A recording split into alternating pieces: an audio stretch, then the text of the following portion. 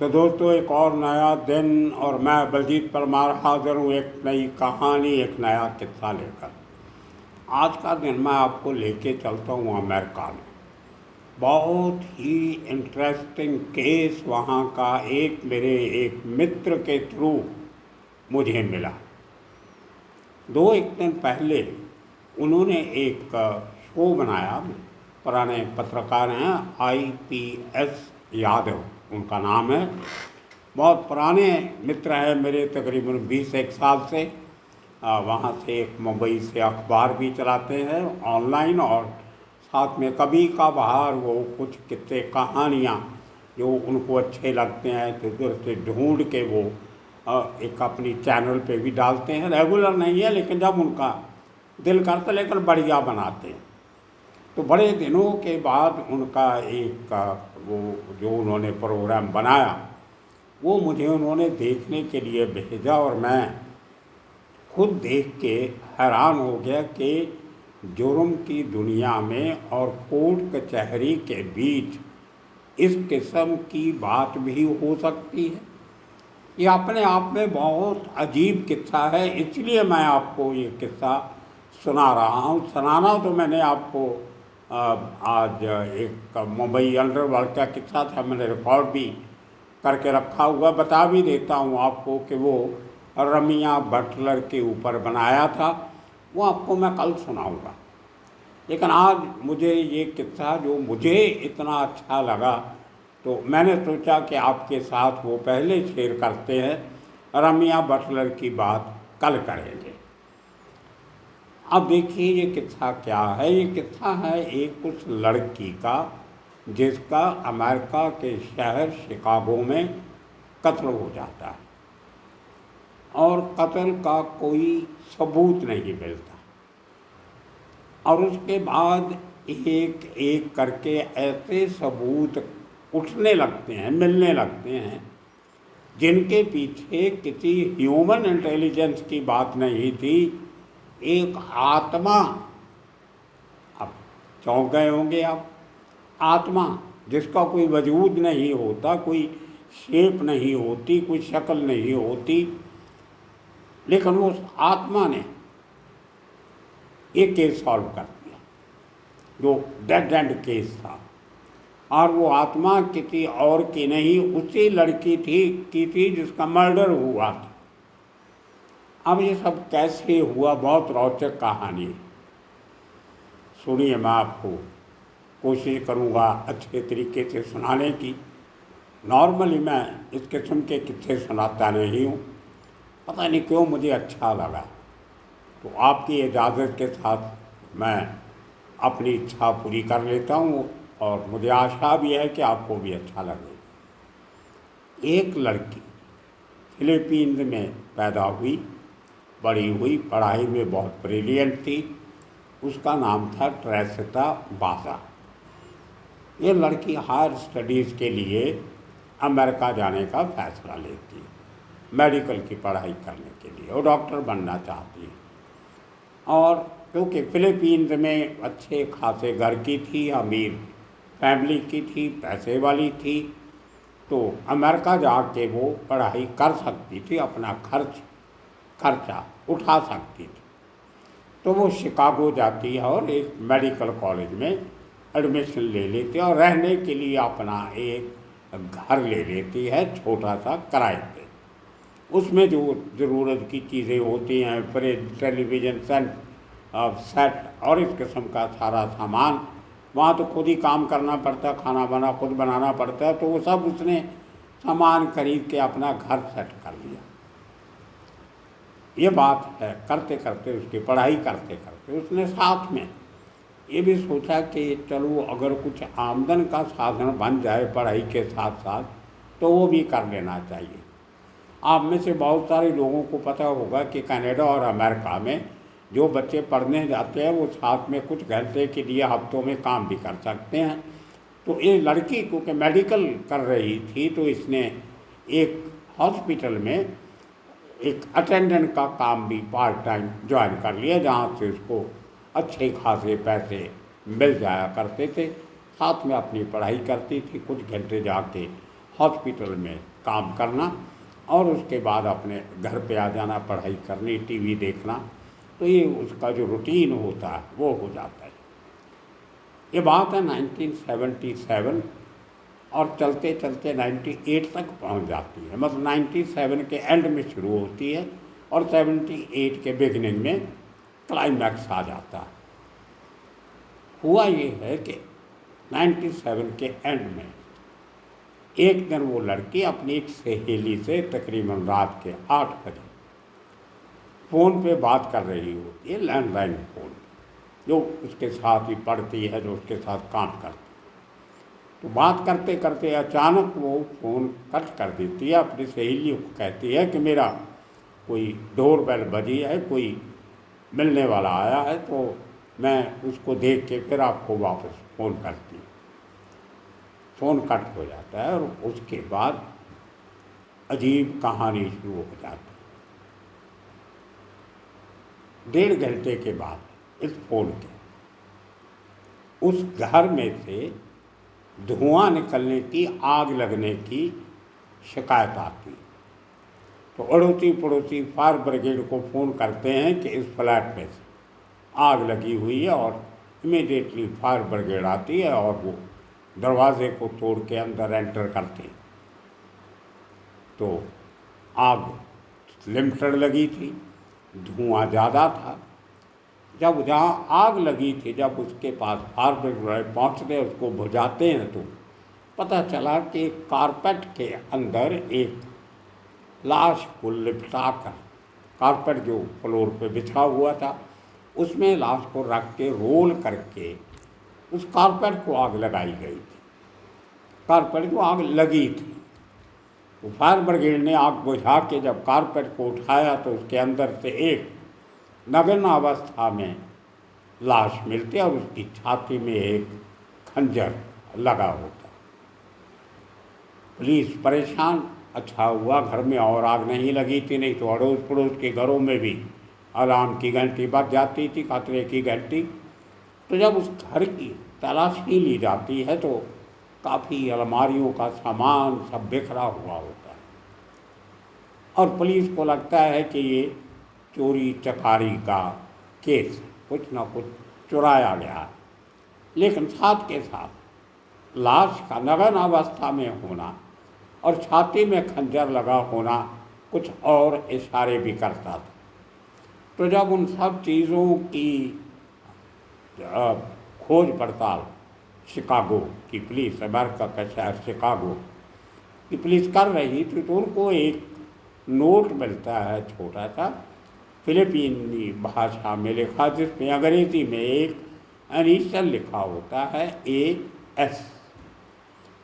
लेकिन वो नोट से कुछ ऐसी बात नज़र नहीं आती। जब उसकी ट्रांसलेशन करवाई गई फिलिपीनी भाषा से उन लोगों ने, तो वो सिर्फ इतना था कि AS will come and get it, set it right और समथिंग, ठीक कर देगा, बस AS आएगा और ठीक कर देगा, उसका मतलब ये था। अब उस नोट का इस पूरे इंसिडेंट से कोई लेना देना नहीं था। तो पुलिस ने उस नोट को, हैंड रिटन नोट को, कोई ज़्यादा अहमियत नहीं दी, क्योंकि वो नोट देखने में कागज़ काफ़ी पुराना लग रहा था। उसके बाद जब घर की और तलाशी ली गई तो बाद में बॉडी को जब पोस्टमार्टम के लिए भेजा जाता है तो वहाँ से रिपोर्ट आती है कि रेप नहीं हुआ था। अब ये पुलिस की गुत्थी और उलझ गई कि अगर रेप नहीं हुआ तो लड़की को नग्न अवस्था में क्यों पाया गया। और बहुत इंक्वायरी हुई, जांच पड़ताल हुई, लेकिन केस का कोई सुराग नहीं मिल रहा था। करते करते हफ्ते, दिन, महीने गुजरने लगे। 78 आ जाता, कई महीनों के बाद साल बदल गया। अचानक जो उस केस का इन्वेस्टिगेशन ऑफिसर होता है मिस्टर जोसेफ, डिटेक्टिव जोसेफ, वो अपने ऑफिस आता है तो उसके टेबल पे एक नोट पड़ा होता है जो एक लोकल पुलिस स्टेशन के ऑफिसर ने भेजा होता है कि मिस्टर डिटेक्टिव, एक आदमी आपसे मिलना चाहता है उस लड़की के कत्ल के बारे में, ट्रेसिटा बाजा, उसके कत्ल के बारे में बात करना चाहता। अब ये डिटेक्टिव भागता है अपनी गाड़ी लेके, कितने महीनों के बाद कोई सुराग मिला है, तो वो लोकल पुलिस स्टेशन में जाता है, उस आदमी का नाम पता लेके उस आदमी के पास जाता है जो और कोई नहीं, उसी हॉस्पिटल का जिस हॉस्पिटल में ट्रेसिटा काम करती थी पार्ट टाइम, वही का डॉक्टर था। अब उसको एक अलग कमरे में बैठ के डिटेक्टिव जोसेफ उस डॉक्टर से बातचीत करते हैं कि बताइए आप क्या इस केस के बारे में जानते हो। तो बहुत डरते डरते डरते उस डॉक्टर ने बताया कि मैं कुछ नहीं जानता, मेरे साथ तो एक मेरे घर में इंसिडेंट हो गया है बहुत सीरियस, मैं वो आपको बताना चाहता हूँ। तो जोसेफ को लगा एक बार के फिर डेड एंड आ गया, ये तो कुछ और ही बात करने लगा। फिर भी बोला बताइए डॉक्टर साहब क्या इंसिडेंट हुआ। तो उसने कहा कि कल रात को, कल नहीं 2-3 दिन पहले मेरी एक रात को हमारे बेडरूम में हम सोए हुए तो मेरी पत्नी अचानक उठती है और बड़बड़ाने लगती है, और मैं बहुत हैरान था कि पत्नी मेरी है, बोल भी बोल रही है मेरे सामने, मैं डॉक्टर हूँ, लेकिन आवाज़ उसकी नहीं थी, आवाज़ किसी और की थी, कोई और आवाज़ मेरी पत्नी के शरीर में से बोल रही थी, और उसको ये कह रही थी कि मेरा जो मर्डर हुआ है उसको सुलझाने में आप मेरी मदद कीजिए। अब बोलता मैं मेडिकल का डॉक्टर हूँ, मैं ऐसी बातों में यकीन नहीं रखता, मैंने लगा कि मेरी वाइफ को कोई बुरा सपना आया है, it was a bad dream, मैंने उसको सहला के पानी वानी पिला के, तो थोड़ी देर के बाद मेरी बीवी सो जाती है तो मैं भी भूल जाता हूँ। लेकिन कल रात को मामला और गंभीर हो गया, वही आवाज़ फिर आधी रात को मेरी बीवी को सताने लगी, और इस बार वो आवाज़ बहुत गुस्से में थी, और उसने मुझे भी मुखातिब किया कि आप डॉक्टर हो, आपने मेरी आवाज़ नहीं पहचानी, मैंने आपके साथ काम किया हुआ उस हॉस्पिटल में।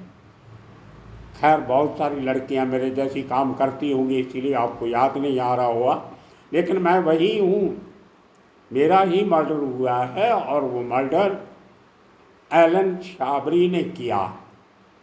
ये बात आप पुलिस को बताइए, पुलिस वालों को कोई सुराग नहीं मिल रहा, और उस मेरे कत्ल में एलन शाबरी ने मेरे साथ जो किया वो कोई उसका मतलब नहीं है, लेकिन जो उसको नहीं करना चाहिए था वो उसने किया।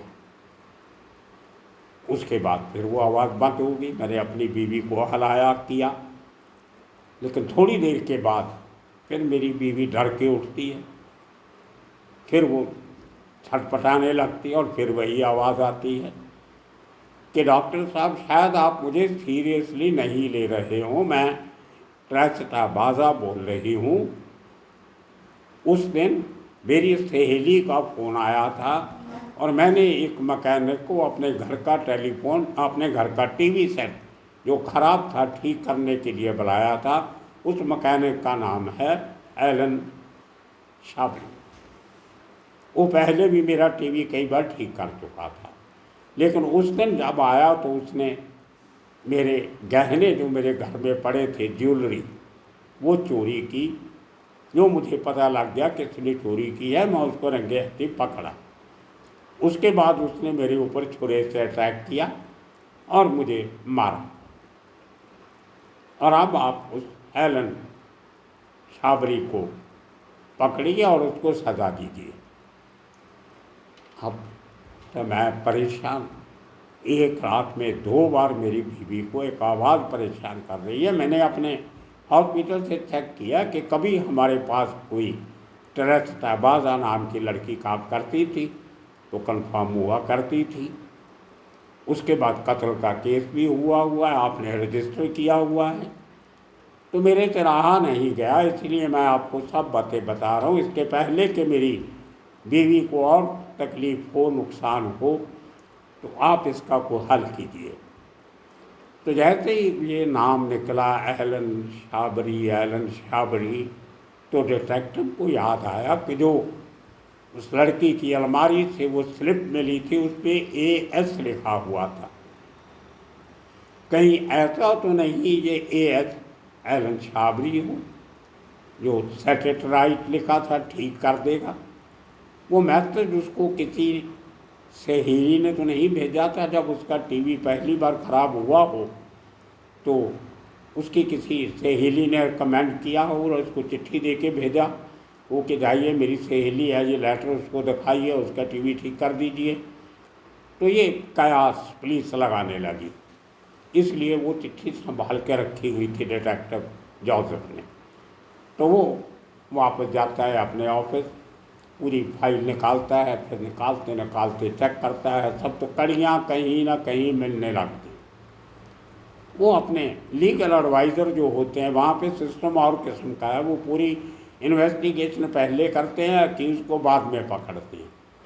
तो उसने अपने लीगल डिपार्टमेंट से बात की, तो उनका जो अटॉर्नी था, डिस्ट्रिक्ट अटॉर्नी, वो कहता है कि मिस्टर जोसेफ आप पागल हो, एक डॉक्टर की बात पे यकीन कर रहे हो। कहते हैं एक आदमी, एक मरी हुई औरत की आत्मा किसी डॉक्टर की पत्नी से बोलेगी और उस आदमी को पकड़ लोगे। AS कागज़ पे लिखा हुआ, उसका नाम एलन शाबरी है, लेकिन इसका मतलब ये नहीं कि वही आदमी है। आप पकड़ भी लोगे, अगर वो आदमी कन्फेस नहीं करता है तो ये आपका केस कोर्ट में नहीं चलेगा, जज आपको फटकार लगाएगा कि क्या आप भूत प्रेत की कहानी लेके आ गए। अब दोस्तों मामला तो सीरियस था और वही हुआ जिस बात की चेतावनी अटॉर्नी जनरल ने दी थी और डिस्ट्रिक्ट अटॉर्नी ने दी थी। डिटेक्टिव जोसेफ एलन शाबरी को बुलाता है और एलन शाबरी बहुत शातिर आदमी, वो सब मान जाता है कि मैं इसके घर पे गया था, इसका टीवी ख़राब था, मैं पहले भी कई बार टीवी ठीक किया था, उस दिन भी किया था, लेकिन उसके बाद मुझे मालूम नहीं, मैं तो टेलीविज़न सेट ठीक करके आ गया, उसके बाद क्या हुआ मुझे मालूम नहीं। अब फिर वही का वही केस फंस गया। फिर कई महीनों तक पुलिस लगी रही सबूत इकट्ठे करने में। फिर एक बार वही आत्मा उसी डॉक्टर की पत्नी के अंदर फिर आ जाती है कुछ महीनों के बाद कि आप पूरी कोशिश नहीं कर रहे हो मेरे कातिल को ढूंढने की, अब मैं आपको सबूत देती हूँ और ये सबूत आप पुलिस को बताइए और उसको पकड़िए। जो ज्वेलरी मेरे घर से एलन शाबरी ने चोरी की थी वो ज्वेलरी उसने अपनी गर्लफ्रेंड को दी है और पुलिस को कहो कि उसकी गर्लफ्रेंड से वो ज्वेलरी रिकवर करके मेरे माता पिता फैमिली को आप दिखाइए, उनको बिना बताए कि मुझे कुछ हुआ है या क्या है, उनको बोलिए कि ये ज्वेलरी आप पहचानते हो तो वो बताएंगे आपको। वो मेरी ज्वेलरी इसने अपनी गर्लफ्रेंड को दी है, वो उसको बहुत प्यार करता, उसको खुश करने के लिए मेरे घर से चोरी करके मुझे उसने मारा। तो फिर डॉक्टर जाता है डिटेक्टिव के पास और ये किस्सा जब उसको बताता है तो डिटेक्टिव को कुछ हौसला होता है कि अब कोई सॉलिड एविडेंस हमारे पास आ सकती है। तो एलन शाबरी की गर्लफ्रेंड को बताया जाता है और मान जाती है, हाँ जी मुझे इतनी ज्वेलरी दी थी। वो अपने कमरे से निकाल के वो ज्वेलरी पुलिस को हवाले कर देती है। पुलिस जब उसकी पड़ताल करती है तो पता चलता है कि ये वही ज्वेलरी है जो ट्रस्ट था बाजा के घर से चोरी हुई थी और उसके माँ बाप ने और उसकी जो फ्रेंड सर्कल था, दोस्त थे, सब ने पहचान लिया कि यही नेकलेस वो पहनती थी, यही हाथ में जो पहनते हैं गहने वगैरह सब पहचान लिए लोग। बहुत सारे गवाह इकट्ठे हो गए कि ये ज्वेलरी बेसिकली उस लड़की की। और यहाँ तक कि एक पीस जो उसने ज्वेलरी का कहीं से खरीदा था, उसकी रिसीट वगैरह भी उसके अकाउंट से कहीं से जो क्रेडिट कार्ड से पेमेंट की थी वो भी कहीं टैली हो गई थी। अब इतने सबूत लेके डिटेक्टिव जोसेफ एलन को गिरफ्तार करके कोर्ट में पेश करना चाहता था, लेकिन डिस्ट्रिक्ट अटॉर्नी ने फिर कहा कि ये चीज़ें तो ठीक हैं, ये तुमने सबूत इकट्ठे किए हैं, ये चोरी का केस तो साबित हो जाएगा कि एलन ने चोरी की है, लेकिन कत्ल का केस साबित नहीं होगा। कत्ल का सबूत कहाँ है वो बताओ। अब फिर वहीं के केस, लेकिन जोसेफ डिटेक्टिव अड़ा हुआ था, उसने पूरा केस बना के कोर्ट में पेश कर दिया। और अमेरिका में ज्यूरी बैठती है जज के साथ, 8, 10, 12 ज्यूरर बैठते हैं, बड़े कानून के पारखू होते हैं। तो उस वहाँ पे बहुत लंबी चौड़ी बहस के बाद जज वो मसला ज्यूरी को दे देता है कि आप डिसाइड कीजिए। और ज्यूरी जो थी वो 7 और 5 के ज्यूरी भी बांट गई।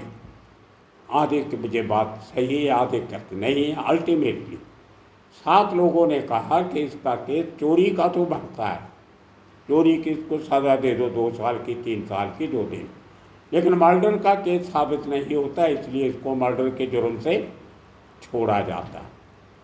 अब बहुत बड़ी बेइज्जती हो गई डिटेक्टिव जोसेफ की।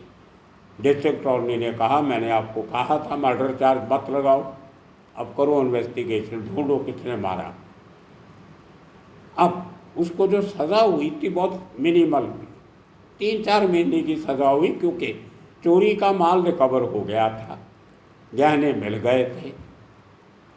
अब थोड़े दिन उसके जेल से छूटने के बचे थे एलन जोसेफ के। अचानक उसका मैसेज आता है जेल से डिटेक्टिव जोसेफ को कि मैं आपको मिलना चाहता हूँ, आप आइए, मुझे मुलाकात कीजिए जेल में मेरे साथ। डिटेक्टिव जोसेफ जाता है और वो अपने कानों पे यकीन नहीं होता जो बात वो सुनता है। एलन जोसेफ कहता है मैं अपना गुनाह कबूल करता हूँ, ट्रेस्टा बाजा को मैंने मारा था। अब जोसेफ ने कहा कि थोड़ा इतने महीने बाद हमें परेशान करके आप आज बात बता रहे हैं, पहले क्यों नहीं बताई। बोलता पिछले 2 रातों से मैं सो नहीं पाया। वो वही आत्मा जिसकी बातें सुन के मैं हंसता था, वो आत्मा 2 दिन मेरे अंदर भी आ रही है और मुझे फटकार लगा रही कि तुमने मुझे मारा और तुम इनकार कर रहे हो। अपना गुनाह कबूल कर लो, नहीं तो मैं तुम्हें अपने साथ कब्र में लेके जाऊंगी, मैं छोड़ूंगी नहीं, मैं तो जान से मारूंगी। अब तो तुम्हें सज़ा होगी, सज़ा भुगत के बाहर आ जाओगे, जिंदा रहोगे, लेकिन गुनाह कबूल नहीं किया तो मैं तुम्हें बहुत बेदर्दी की मौत मारूंगी। इसलिए डिटेक्टिव साहब मुझे बचा लीजिए, मैं अपना गुनाह कबूल करता हूँ। फिर नया केस रजिस्टर किया गया, कोर्ट में लेकर गया, उसने अपना गुनाह कोर्ट में कबूल किया, पूरी बात बताई कि मैं कैसे गहने चुराए, कैसे इसको मारा। उसके बाद कपड़े मैंने इसलिए उतारे थे कि लगे कोई रेप का केस था। उसके बाद ये झगड़ा हुआ तो, लेकिन रेप हुआ नहीं था, वो तो पहले ही उनको पता लग गया था मेडिकल रिपोर्ट में।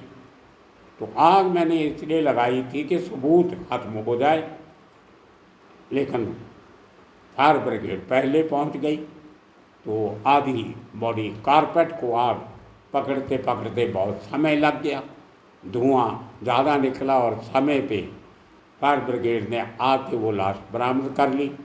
अगर और 10-15 मिनट नहीं आते तो लाश सड़ जाती थी और कोई सबूत भी नहीं मिलना था। तो ये दोस्तों उसके अपने कबूलनामे से एक मर्डर केस सॉल्व हुआ। अब अमेरिकन कोर्ट्स में ये आज तक हैरानी की बात है कि एक आत्मा मरने के बाद कैसे एक डॉक्टर की पत्नी में आ सकती है, और कैसे वो जेल की दीवारों के अंदर एक कातिल के अंदर भी आ सकती है और अपनी बोली बोल सकती है अपनी आवाज़ में। और वो बहुत बड़ी जजमेंट हुई, तो जजेस ने भी जजमेंट में लिखा कि अगर ये आदमी कबूल नहीं करता तो हम उस आत्मा पे यकीन नहीं करते। लेकिन अब क्योंकि वो खुद बोल रहा है और अपना गुनाह कबूल कर रहा है, वही जो वो आत्मा पहले डॉक्टर की पत्नी को पूरा सीक्वेंस बता चुकी थी, वही सीक्वेंस इस आरोपी ने बताया है। इसका मतलब आत्मा थी। दोस्तों, उसके बाद फैसला होता है इस आदमी को 30 साल की सज़ा होती है, 30 ईयर्स। और 1986 में एक अंग्रेज़ी की हॉलीवुड फिल्म बनती है, वॉइस फ्रॉम द ग्रेव, कब्र से उठी हुई आवाज़। ये एक बड़ा हैरत अंगेज किस्म का केस, गुनाह से जुड़ा हुआ, जुर्म से जुड़ा हुआ। ये कहानी मुझे अच्छी लगी, इसलिए मैंने आपके साथ आज शेयर की है। और कल का एपिसोड देखना मत भूलिएगा। कल आपसे बात करेंगे मुंबई के अंडरवर्ल्ड के उस शख्स की जिसके लिए आप बहुत दिनों से सुनने के लिए उत्साहित हो। तो दोस्तों, आज के लिए इतना काफ़ी। कल इसी किस्म की कहानी किस्सा लेके फिर हाजिर होंगे। तब तक के लिए आप सबका बहुत बहुत शुक्रिया, धन्यवाद।